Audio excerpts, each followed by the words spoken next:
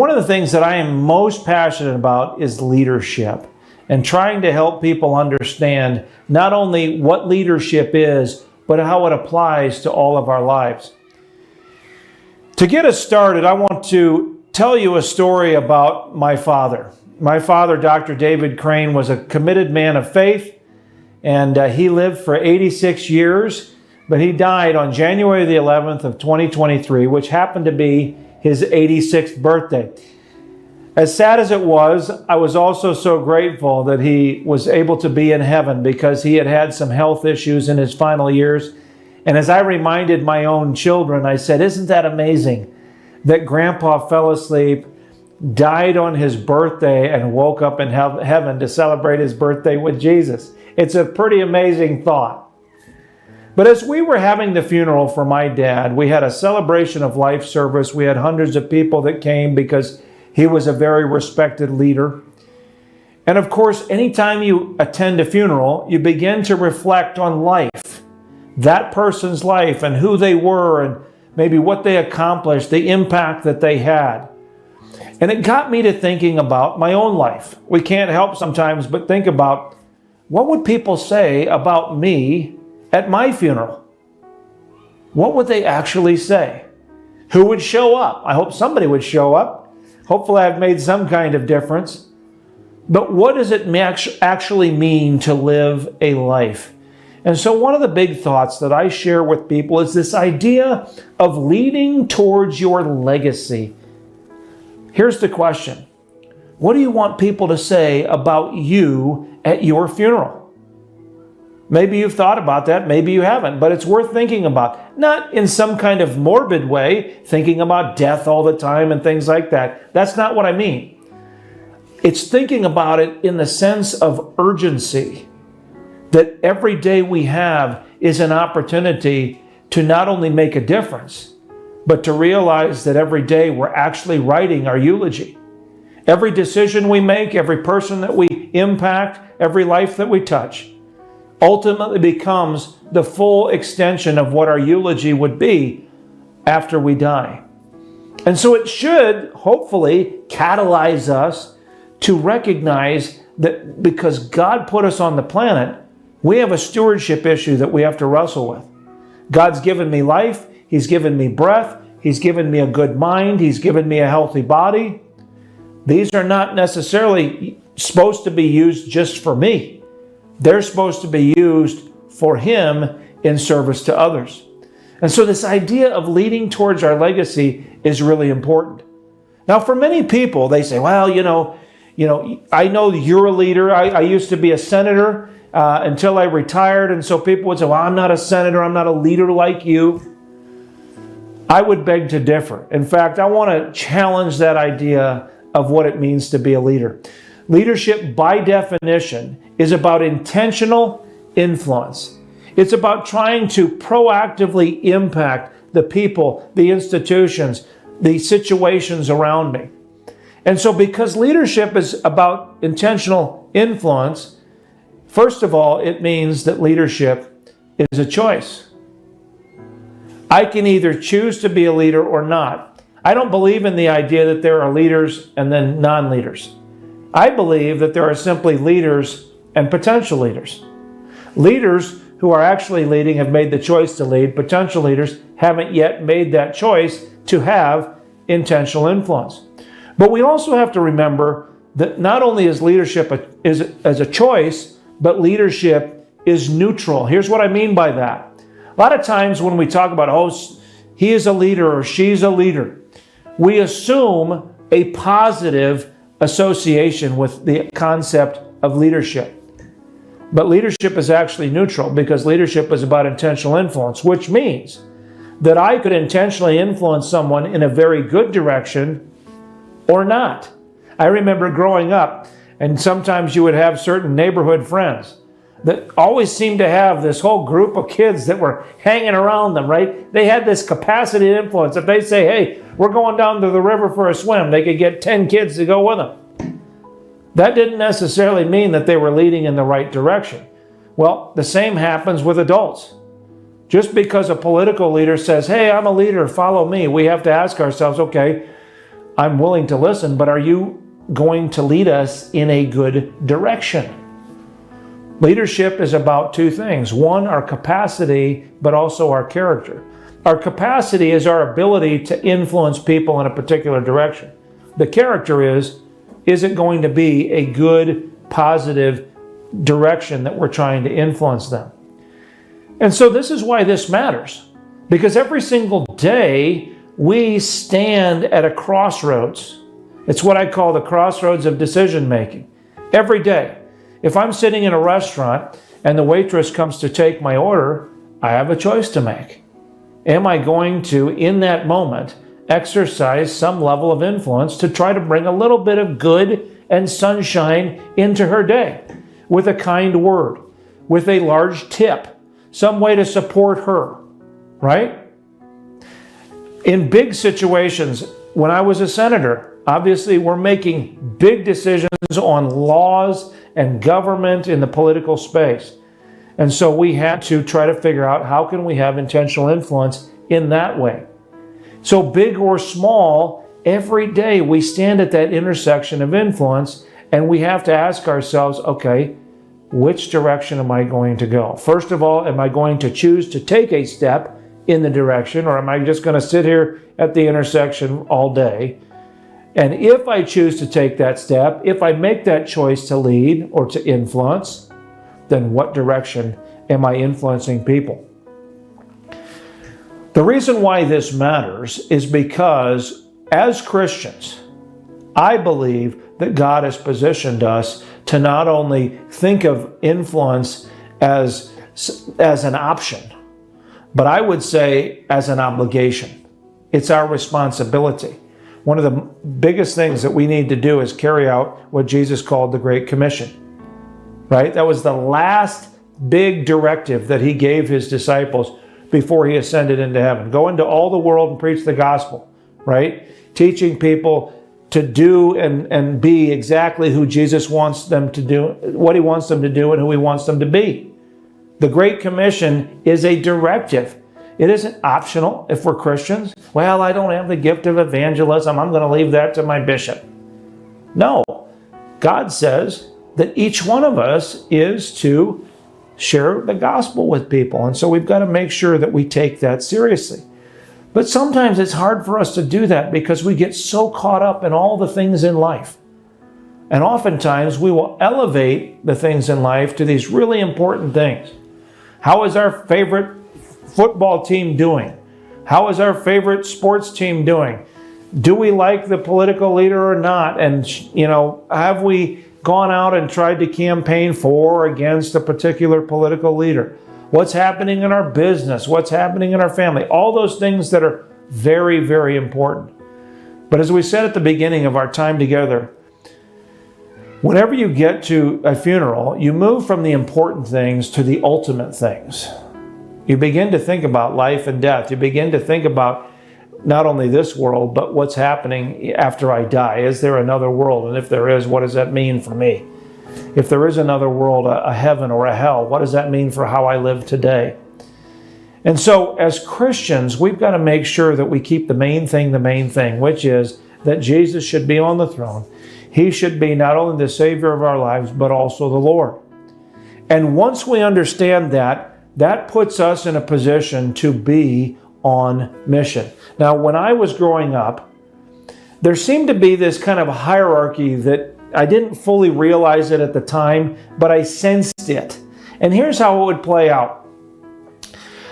In the spring, when we as students would graduate from high school, typically a church would have all the students come up front that are graduates, and we're all excited about this milestone accomplishment. And we would put all the young men and women up on the stage. We would pass the microphone from one to the next. And we would ask them, tell us your name, tell us what you're going to do now, where are you going to school, for example, or what are you going to study? And so we'd start on one end, and the first young man would say, well, my name is such and such, and I'm going to I'm going to go to business school. And we would politely clap and encourage him. And then we would move to the young lady, and she would say, well, I'm going to go be a nurse, and we would politely clap. And then we would get to another young man and he would say, I'm going to go into full-time Christian ministry and I'm going to go to whatever the Bible school is and I'm going to go into full-time Christian ministry. And everybody in the church would enthusiastically clap. Why? Because he's going into full-time Christian ministry. And then we would get to somebody like me. My name is John. I'm going to go study political science because I want to get into politics. And you could hear people kind of whisper to each other, I thought he was a Christian. You know, like we're supposed to stay out of politics. And what it did was it created and reinforced, at least in my young mind, that there are the Christians who are in full-time Christian ministry, and then there's everybody else. And what that means is, typically it was people who are in overseas missions. They would go to another country as a missionary, or maybe they were a pastor or a bishop in a church, or maybe they ran a Christian school or a Christian NGO. And then there was the rest of the 90% of the body of Christ that were the nurses, the doctors, the teachers, the lawyers, and the politicians. And so we created this hierarchy that there are those who are in Christian ministry, full-time Christian ministry, and then there's everybody else. And I don't think that's the way God sees it. I came to discover as I got older, as I began to study this more, and as I began to really have my own experiences out in the political space, that it isn't about whether or not we're called to be missionaries. That isn't the question. The question is, what is your mission field? And what is your mission field today? Where has God placed you today? All of a sudden, that began to open up new ways of thinking for me. Because of course, in the political space, you don't think that's a mission field? It absolutely is a mission field. It's a very dark place. It needs the light of Christ. And so it empowered me to go, okay, I can be a missionary here. I am actually not just a senator. I am a full-time Christian missionary in the political space. When I first came to our state capitol, I sat down with our chaplain, who's also on this show, and I told him, I said, I am not here just to be a senator. I'm here to be a catalyst for redemptive good in the political arena. He kind of said, wow, because that's an unusual answer. He said, okay. But you were just elected to be a senator. What do you mean I'm not here to be a senator? I'm here to be a catalyst for redemptive good in the political arena. And so for the next 90 minutes, we sat together and I unpacked that for him. And it was this idea of being on mission, recognizing that God had called me into that space. And He certainly had. We had prayed fervently about it. I'd talked to wise mentors about it, many of them, trying to figure out, is this something I'm supposed to do or not? And all over a period of time, as we prayed and fasted, it became evident that this was something I was supposed to do. So even when we first ran in our first campaign, I told people at our big announcement event, I know for a fact that God called me to run. We'll see if He called me to win. Well, God in His grace and a lot of hard work from a lot of very good people resulted in my becoming a senator. And I was blessed to be able to serve for 8 years, and then God called me back out so that I could focus on leadership development. But every single day while I was a senator, I would try to get my mind right so that I could be on mission. What do I mean? Well, I would park my car in the parking lot just outside the Capitol, and as I was walking to the front doors of the Capitol, I would say the exact same prayer every single day. It's a 4-part prayer, and it was this. First of all, I would thank God that I had the privilege of being able to serve in this role, because it was an honor and a privilege. And even on the hard days, it was still an honor and a privilege, and I wanted to thank God that He had chosen me to be in that role. Secondly, I prayed that God would help the leaders in our political group. We had the senators, and then we had the senior leaders who were also senators. They were in the meetings after the meetings, you know.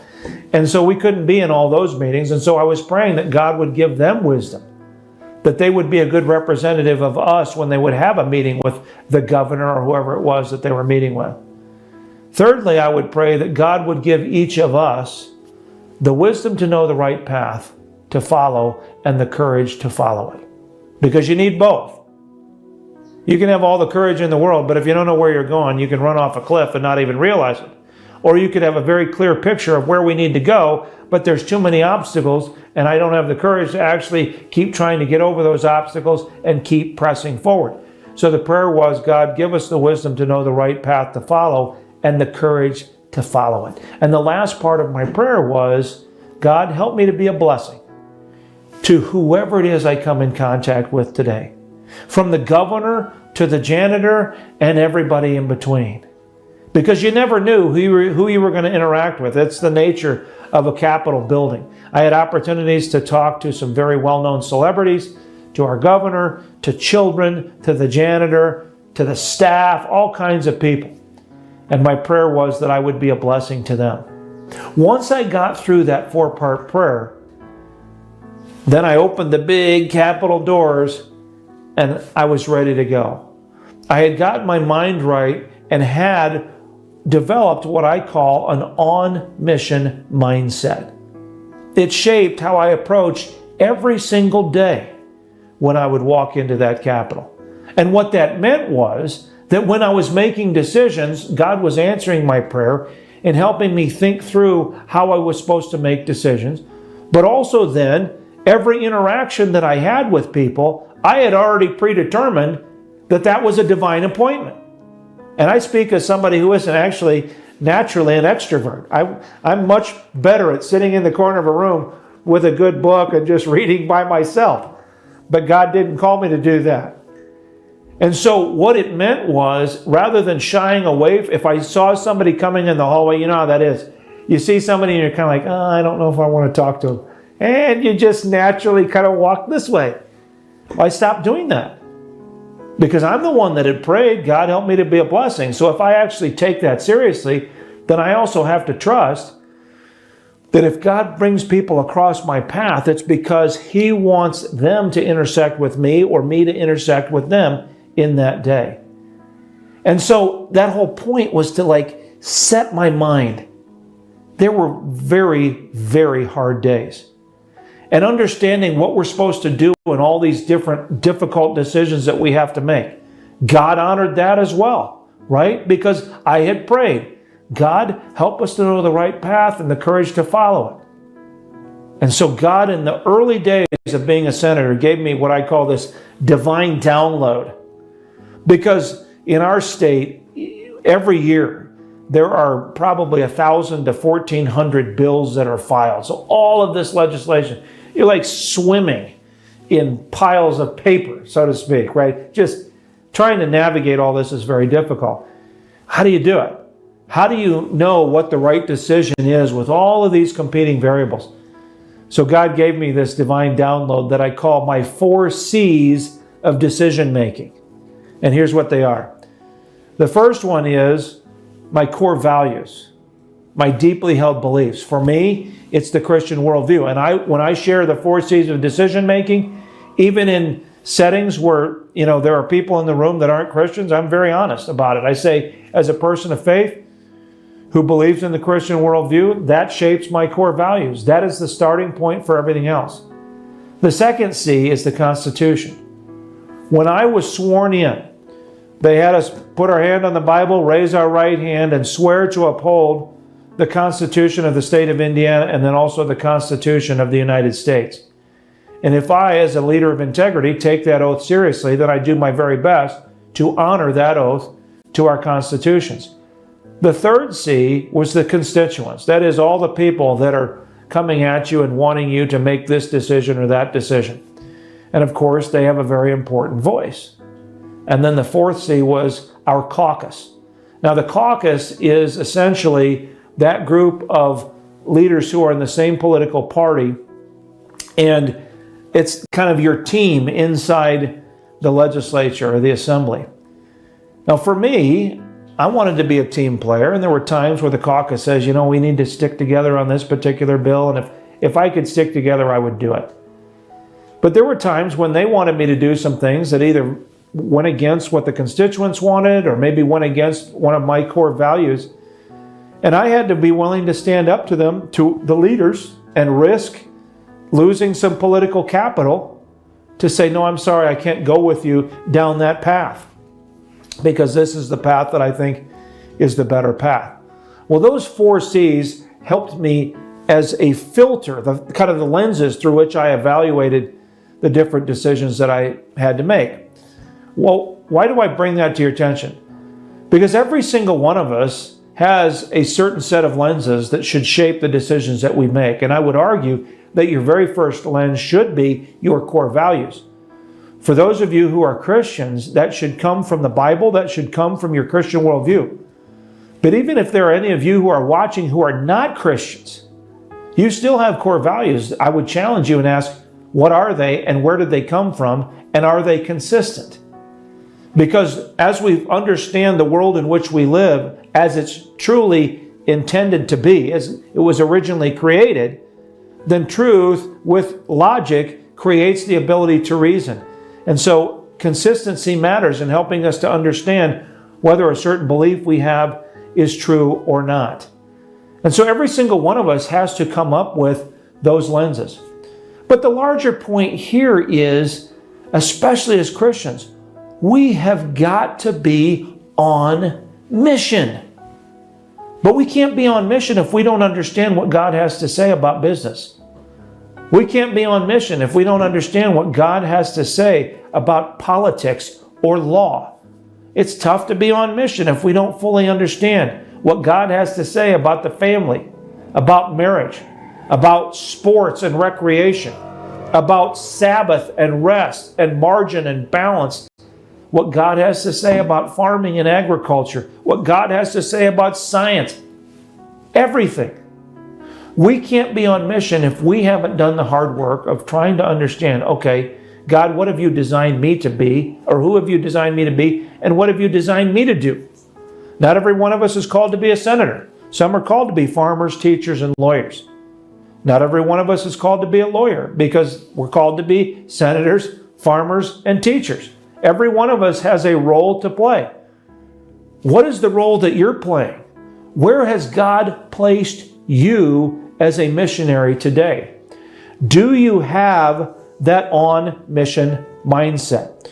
Well, of course, the big question that any leader has to ask, and it's the same question that every follower is asking, which is, they might not even be asking this verbally, but it's certainly the one that's going on in people's minds. If you're leading us, then where are we going? Right? This is the question that every person is asking the leaders. And so every leader has to ask that of themselves and answer that. The answer to that question has 2 parts. First of all, there is the contextual answer to where we are going. So back to politics. When I was first running for politics and we had to put together a political campaign, the question of here's where we are and here's where we're trying to go is based on the goal we're trying to achieve, which was to win the campaign and to try to move into this position as senator. And we were blessed to be able to do that through a lot of hard work and God's help. But the second part moves beyond the specific context. So let me give you another example of context. If you're a coach, if you're an athletic coach and you have a sports team, what is the contextual goal of, if you're leading, where are we going? Where are we trying to go as a team? The answer is simple. Every single team in every single sport has the same goal, and that is to win the last game of the season. The last game of the season is the championship. So every team is trying to win the last game of the season. So as a coach, the question becomes, all right, contextually, where are we going? Well, we're trying to win the last game of the season. But it lends itself to this larger question, whether in politics or athletics or in business, and that is, if we're trying to lead in a particular direction, then where are we ultimately going? There's the contextual answer, which matters. And then there is the ultimate answer. And that is what begins to shape the mission. And it begins and ends with an understanding of the Christian worldview. Because I spend my time with a lot of non-Christians, I don't automatically use all the Christian language sometimes because it turns people off. They don't even want to listen once I say, well, I'm a Christian. So some of the language that I use is we want to help people not just find the good life, but we want to help them find the truly good life. So we want to help people find and follow the good path to the truly good life. This actually comes out of Jeremiah 6:16. God brought this verse to my attention years ago, and it stuck with me ever since. Stand at the crossroads and look. Ask for the ancient paths.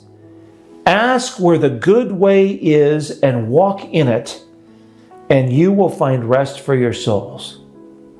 What is the good way or the good path? That's what I want to do. That's what I'm all about, is helping people find and follow the good path to the truly good life. That is the ultimate why. That is the ultimate strategy of where we're going. Is as a politician, that's why I can come in and say my goal is not just to be a senator, certainly for my own sake. My goal is to be a catalyst for redemptive good in the political arena, because good, actually, when I say it, in my mind, it has a capital G. It's a subtle pointer to the fact that God is the one who defines what's good. And so the goal there, whether I'm in politics or as a coach, if I'm a coach, our goal is to win the last game of the season.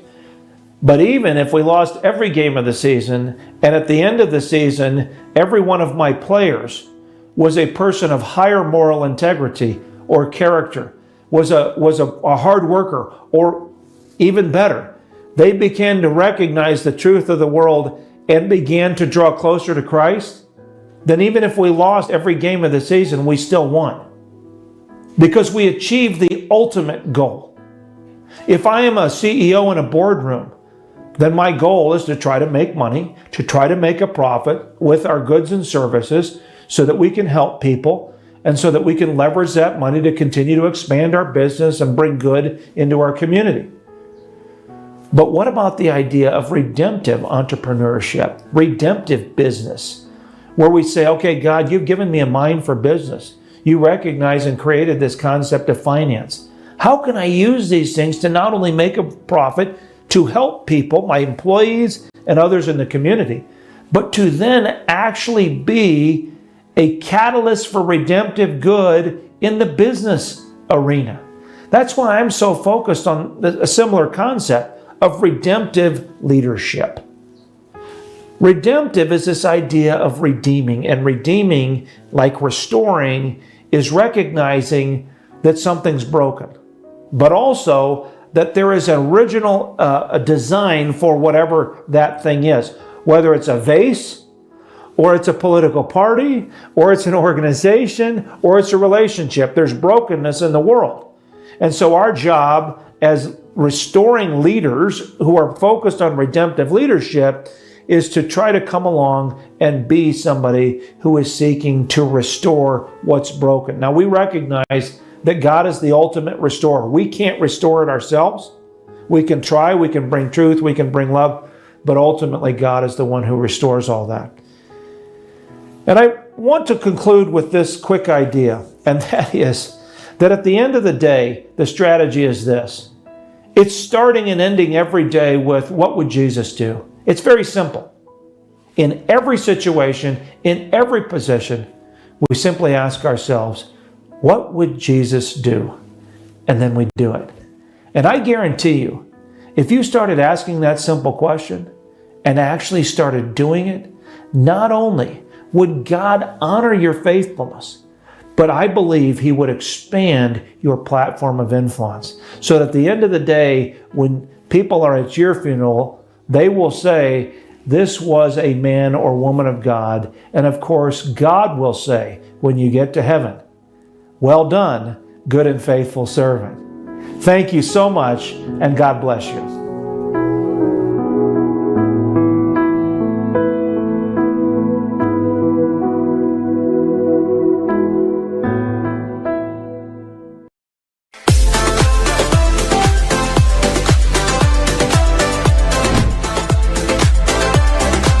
You're watching Prayer Cave TV, the truth that sets you free.